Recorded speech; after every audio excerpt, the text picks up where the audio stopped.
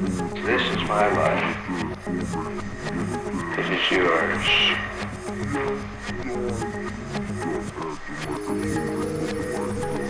My spirit rests upon you.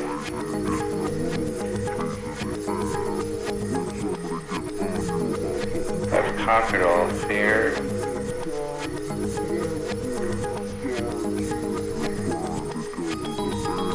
I'm the king in your life. I'm your complete lover. I hold you. I caress you. I fill you with my life. You are my life.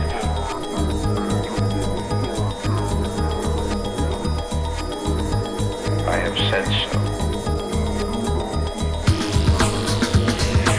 I want to tell you a story of a man and his beloved. The beloved took him into his own city, the house, his own very house, his own very city. And the man was very happy with his beloved. And while he was there in the garden with the beloved, he heard much noise, music, laughter, shouting. Some of it very confusing on the outside of the garden.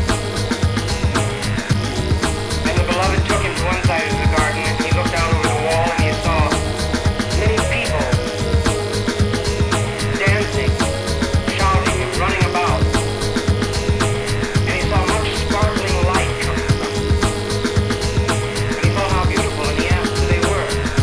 And the beloved said, they are new people to my city. They are very noisy and loud and very happy. Then they walked to the other side of the garden, and he looked out over another part of the city, and the city was a bit quieter there. But these people were dancing with a slow tread, very, very quiet, with a solemnity about them. And as they danced, a great glowing sparkle came from them too. And the beloved said, these are the older people of my city. They've been here for many, many years. They've lived here for a long time. Some of them have been here since the city was built. And the man said, I would like to know your people better. They must love you very much. And so the beloved invited all the people of the city to come into his garden. And when they had come into his garden, he introduced the man to the elders of the city. These elders were very aristocratic, very wise. And when they looked upon the man, they were almost blinded by the glow. They bowed to him and embraced him, and then they went and sat at feet with him that were there in the garden for them. And then the beloved introduced him to the new element, the young people of the city. And when they looked upon him, they sparkled, laughed. And then he introduced them to the other people, and they looked upon him and bowed gracefully and reverently. And then they began to dance. Their dances were very strange. And they turned, and some of them, as they began to turn, he began to lose the sparkle from these people.